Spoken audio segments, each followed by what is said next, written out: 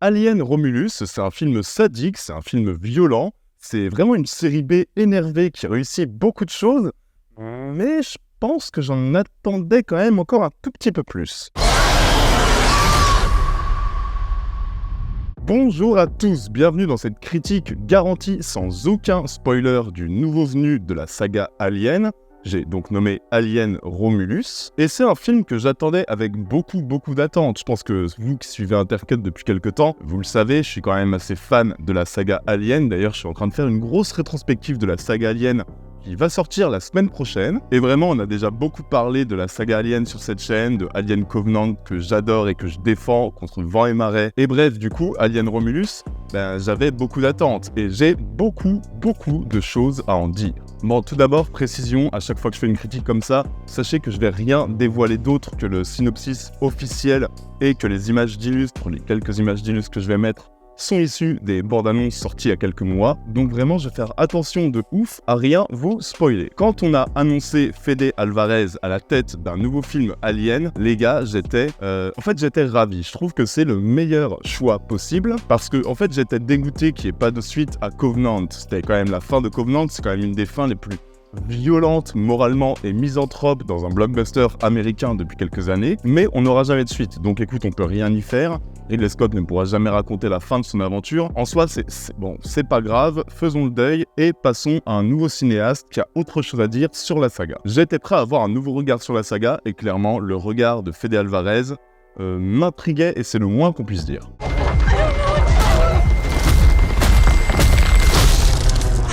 Parce que Fede Alvarez, j'avais beaucoup aimé la violence et l'espèce de simplicité brutale de son remake de Evil Dead. Je me suis dit que c'est quand même quelqu'un qui sait se positionner face à l'héritage d'une saga culte que les fans d'horreur adorent. À côté de ça, il y a eu aussi son sympathique Don't Breathe, qui a montré qu'il était quand même à l'aise pour filmer l'obscurité et les espaces restreints. Bon, il y a eu sa sortie de route, c'est-à-dire son espèce de Millennium, qui est complètement inoffensif et n'a rien à voir avec celui de Fincher. Mettons ça de côté, son Alien, j'en attendais une sorte de gros défouloir bourrin qui va un peu redonner ses lettres de noblesse aux xénomorphes, parce qu'autant j'adore les films de Ridley Scott, Prometheus et Covenant, autant dans ces films-là, le xénomorphe n'intéresse plus du tout Ridley Scott. Ce qui l'intéresse, c'est David, c'est son androïde. Et j'espérais quand même un film plus proche du Alien original que du Aliens de James Cameron, que je porte pas spécialement dans mon cœur, je vais y revenir la semaine prochaine. Concrètement, de Fede Alvarez, j'attendais un film d'horreur, brutal, sanglant, hargneux, sadique. Mais pas un remake des précédents films non plus, ça a toujours été l'intérêt de la saga Alien, ça a été que chaque cinéaste sait se détacher. Fin du suspense, est-ce que Alien Romulus a comblé toutes mes attentes? Alors,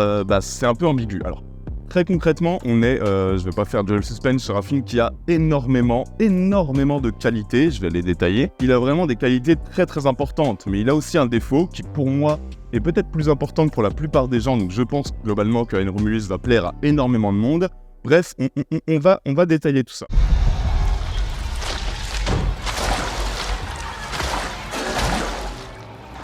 The fuck was that? Donc, Alien Romulus nous présente un groupe d'amis, de gens très normaux, des prolétaires, donc vraiment des gens principalement pauvres, un peu comme l'équipage du premier Alien, et c'était une grande force du premier film original, c'est-à-dire que les gens sont des gens normaux, les gens sont des gens qui pourraient être vous et moi. Et bref, alors ce groupe d'amis, ils vivent sur une planète qui est au bord du chaos, où le soleil est invisible tellement il y a de pollution. Vraiment, leur rêve et leur objectif, c'est de se casser de cette planète. Du coup, ils vont accoster une station spatiale abandonnée pour fouiller et pour trouver de quoi se remplir les poches. Le problème, c'est que cette sorte de vaisseau fantôme est rempli de facehuggers, donc vous voyez bien les créatures qui donnent naissance aux xénomorphes, et que donc, bien rapidement, ils vont être confrontés à un xénomorphe qui va les traquer un par un. Donc vous voyez, sur le papier, on est quand même très proche du contexte du premier Alien, c'est-à-dire qu'on a vraiment une chasse entre la créature et des humains qui ne sont sur le papier pas du tout habilités à se défendre contre de telles bestioles. On est loin des soldats surentraînés de Aliens, c'est vraiment une chasse entre les hommes et la créature. Et je trouve que c'est là une des meilleures parties du film, c'est-à-dire que Fede Alvarez est un cinéaste très malin et qui a une vraie filiation avec le Alien de Ridley Scott qui est hyper respectueuse mais qui est jamais envahissante. Whatever comes, we'll face it together. Let's go. En fait, Fede Alvarez, il a compris ce qui marchait dans Alien, et ça se voit. Je veux dire, on a un équipage crédible, un équipage réaliste qui est plongé, certes, dans un contexte spatio-temporel hyper éloigné du nôtre, mais c'est des gens qui ont des réactions normales, crédibles, c'est des gens qui pourraient être nos potes. C'était la force d'Alien, et c'est aussi le cas ici. Et ça fait du bien, parce que par exemple, dans Covenant, les êtres humains étaient vraiment traités comme des cobayes, comme des rats de laboratoire par Ridley Scott. Il détestait ces personnages dans Covenant. Et même le Aliens de James Cameron, franchement, j'avais aucun intérêt pour les personnages qui étaient vraiment juste des espèces de gros soldats bourrins américains hyper entraînés. Je préférais par exemple même la bande de freaks du Alien de Jean-Pierre Jeunet. Bref, ici on suit vraiment un groupe d'amis qui agissent comme des amis, qui se soutiennent, qui se donnent des conseils et qui sont complètement démunis face à l'alien. Il y a aussi là-dessus une belle influence Alien Isolation, qui a été, je pense, relevée par pas mal de critiques, où en fait, il n'y a rien d'autre à faire face aux xénomorphes que de se cacher. Tu ne peux rien faire d'autre, du moins pendant une longue partie du film. Et ça, je trouve que ça marche vraiment bien pour la tension, surtout que le film, on va y revenir, est quand même très très impitoyable avec ses personnages. C'est aussi un film qui a l'intelligence de réduire son échelle pour vraiment se donner un aspect série B, sans aucune prétention. On est quand même sur une échelle beaucoup plus réduite que Prometheus ou Covenant, qui voulait juste te parler de la naissance de l'humanité tout entière. Ici, on a un casting qui est vraiment réduit à 10 personnages. On a un petit quasi huis clos, on a un film qui n'a vraiment aucune prétention. C'est vraiment une série B qui a de la thune et qui ne te prend pas pour un con et qui vraiment te donne ce que tu veux voir. C'est une grosse qualité, ça peut être aussi un gros défaut, pareil, on va y revenir. Mais en l'occurrence, Fede Alvarez, on voit bien qu'on est face à un fan absolu qui ne va pas oublier ses aînés et qui à aucun moment en fait ne veut dépasser les 4 films de la saga originale. Il livre une pure série B d'horreur qui prend en compte tous les éléments que chaque cinéaste a pu apporter. En tout cas, c'est bien mieux que Neil Blomkamp qui voulait à la base complètement virer le 3 et le 4. C'était vraiment une idée de con. Je préfère vraiment avoir Fede Alvarez qui reconnaît l'héritage d'une saga culte et ce que chaque cinéaste, même Fincher, même Jeunet, ont pu apporter à cette saga pour en fait l'honorer comme il le fait dans Romulus. Je trouve ça vraiment intéressant. Et enfin, et surtout, les amis, on retrouve une cruauté et une violence qu'on a... En fait, je pense qu'on n'a jamais vu une telle violence et une telle cruauté graphique dans la saga Alien, si ce n'est peut-être cette scène de Covenant qui était quand même sacrément impitoyable.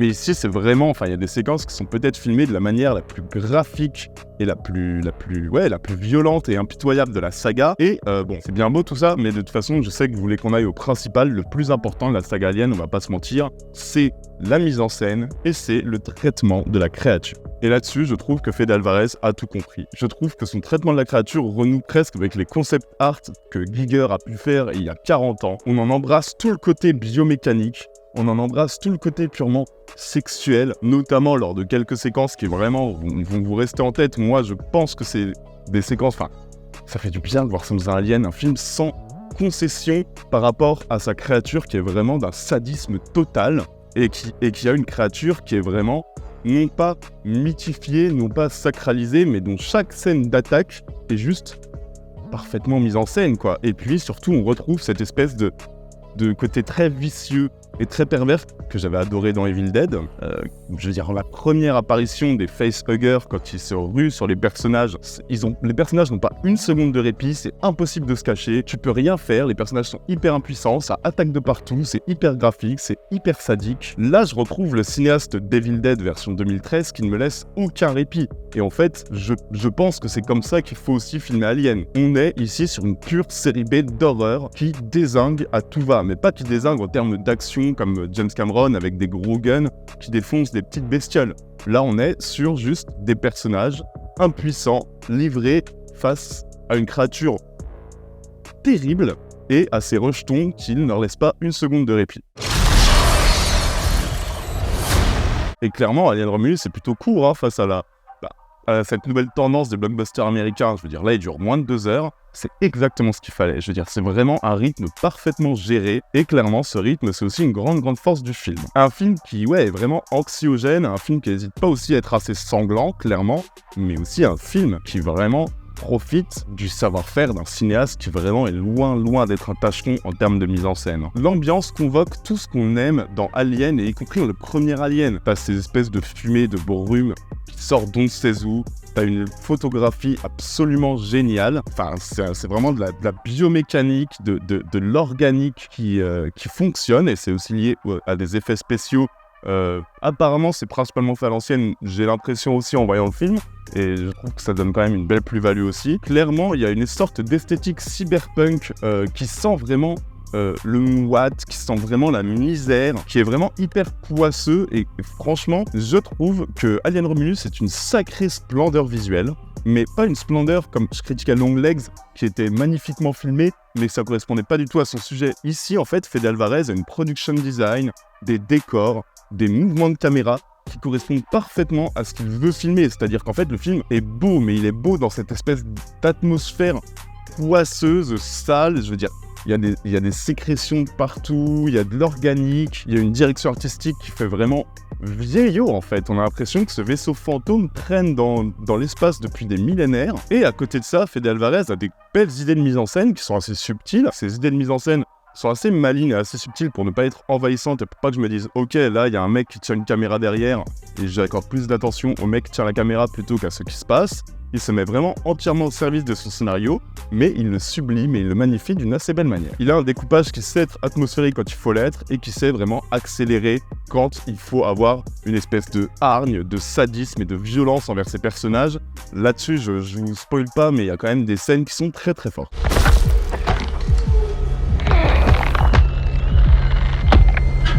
Ok, bah Intercut, du coup t'as surkiffé Alien Romulus, qu'est-ce que tu nous emmerdes à dire que t'es peut-être un peu déçu? Alors, déçu c'est un grand mot, je trouve qu'Alien Romulus est un excellent ajout dans la quadrilogie Alien. Le problème, c'est que Alien Romulus m'a donné exactement ce que je pensais avoir sans me surprendre à aucun moment. Et c'est, pour ceux qui ont vu ma vidéo sur Covenant, pourtant ce que je privilégie dans un film. C'est-à-dire que j'adore quand un cinéaste me prend à contre-pied, j'adore quand un cinéaste me dit « Tiens, je pourrais te donner ça, mais ce serait une solution de facilité. En fait, je vais t'offrir complètement autre chose que tu n'imaginais même pas. » J'ai jamais ressenti ça dans Alien Romulus. J'ai jamais ressenti ce mysticisme. J'ai aucun moment vraiment intriguant. J'ai plutôt l'impression d'avoir suivi un train fantôme qui suit un cahier des charges parfaitement calibré et qui bénéficie d'une mise en scène excellente, mais j'ai suivi un train fantôme quoi, qui suit des rails, qui ne se permet aucune petite sortie de route. J'ai rarement été terrassé par le poids du mystère, je veux dire, sur même l'origine du vaisseau Romulus. Je veux dire, il n'y a aucun moment, il y a des scènes qui arrivent au niveau de cette espèce de space jockey qu'on voit dans le premier Alien où on ne sait rien, et Ridley Scott lui consacre une demi-heure sans qu'on ait plus d'informations que ça. Et il y avait même des séquences comme ça dans Prometheus, et même dans Covenant. Et pourtant, il y a des éléments narratifs qui auraient pu nous surprendre, notamment un lien assez étonnant et malin qui est fait avec Prometheus et Covenant, ou même par quelques idées d'un dernier acte qui essaie juste de sortir du schéma classique. Mais le problème, c'est que ça n'entraîne en fait dans le film aucun changement de ton, aucune nouveauté de mise en scène ou d'énergie. En fait, c'est juste un nouvel élément narratif qui va être traité comme ça en fait, sans que ça ne fasse de virage, de sortie de route, et sans que le cinéaste ne traite ça comme un moyen en fait pour lui de nous proposer autre chose que cette grosse série B énervée qui est sur le même ton du début à la fin. En fait voilà, ça manque de changement de ton parce qu'on arrive un peu toujours à prévoir de quoi sera fait la scène qui suit, dans quelle énergie elle sera, qu'est-ce qu'elle veut transmettre comme émotion, et c'est juste ça qui est un peu dommage. Et ça, je dirais que c'est quand même le défaut qui empêche le film de devenir, je pense, vraiment mémorable et presque à la hauteur des autres films Aliens, puisque chaque film Alien, donc la quadrilogie je parle, avait une plus-value de fou par rapport à la surprise qu'il amenait par rapport au précédent volet. Face au Alien 3, Jean-Pierre Jeunet nous filme des frics complètement décalés avec une certaine dose d'humour. Face à un film bien bourrin de James Cameron, David Fincher nous livre un seul alien dans un film d'horreur noir et morbide terrassant. Enfin voilà, il y avait toujours une petite surprise. Là, j'ai vu Fede Alvarez à l'origine d'un Alien, je me suis dit bon ok, on va avoir une série B hyper énervée, bien foutue, bien pensée. J'ai eu ça. Et j'ai pas eu la surprise, le petit truc supplémentaire en fait qui m'aurait fait me dire voilà, là, on est sur un mec qui est autre chose qu'un énorme fan et un excellent cinéaste. Bon, en soi, les amis, c'est déjà beaucoup. Et je veux pas faire mon rabat-joie, j'ai kiffé ma séquence de Alien Romulus. J'ai eu ce que j'ai pris ce que j'avais à prendre. Et clairement, en termes de série B, c'est rare d'avoir un film qui donne autant de soin à combler son spectateur et à combler son public, tout en ayant quand même une petite touche Fede Alvarez qui se ressent par des séquences d'horreur et d'attaque absolument glaçantes. Mais peut-être que j'en attendais encore un peu plus. En fait, il me manque juste ce petit truc pour que je me dise « Ouais, ok, là on est sur une pépite ». En l'occurrence, là j'ai eu mon bon film, voire très bon film, malgré aussi une musique absolument nulle, signée Benjamin Wallfisch, mais bon, en même temps, quand tu regardes la filmo, je veux dire, le meilleur film auquel il a participé, c'est The Flash. Bon, c'est dur d'entendre ça après Jerry Goldsmith, mais bon, bref, allez, on va dire que c'est un détail, en tout cas, c'est pas ça qui m'a enlevé le plaisir du visionnage. J'ai kiffé Alien Romulus, mais j'en attendais encore plus, parce que je trouve qu'il manquait pas grand-chose pour qu'on ait vraiment presque un des meilleurs, ouais, peut-être pas loin d'un des meilleurs films de la saga Alien, quoi, qui est pourtant constitué de grands chefs-d'œuvre. Mais ça, on va en reparler la semaine prochaine, puisque la semaine prochaine, je vous balance une grande rétrospective de la saga. Bref, je vous encourage à aller voir Alien Romulus. Je trouve que c'est un film qui fait du bien, c'est un film qui sait ce qu'il a à faire, qui le fait, c'est à la fois une belle qualité et quand même un petit défaut pour moi, voire un petit défaut rédhibitoire, mais en l'état, je chipoterais presque parce que c'est juste en sortant de la salle, je me suis fait cette réflexion qu'il me manquait quelque chose. Pendant le film, j'étais à fond dedans. On a un film alien avec un alien hyper respecté. On a une tension permanente. On a des scènes d'attaque glaçantes et hyper agressives. On a des personnages qui me semblent crédibles, auxquels je crois et auxquels je m'attache. On a une production design géniale et du sang, beaucoup de sang et beaucoup d'action. C'est bon, ma série B m'a respecté. Welcome to the Romulus Space Station. Voilà les amis, donc allez au cinéma. On a un petit Tipeee qui me permet de faire du intercut à temps plein, parce que je fais 2 vidéos par semaine et c'est vrai que ça devient un petit peu mon activité principale. Sinon je pourrais pas faire 2 vidéos par semaine, loin de là. N'hésitez pas non plus à vous abonner et à mettre la cloche pour ne rien rater. La prochaine vidéo sort dimanche. D'ici là, les amis, prenez soin de vous et n'oubliez pas que vous êtes les meilleurs. Ciao à tous, bisous.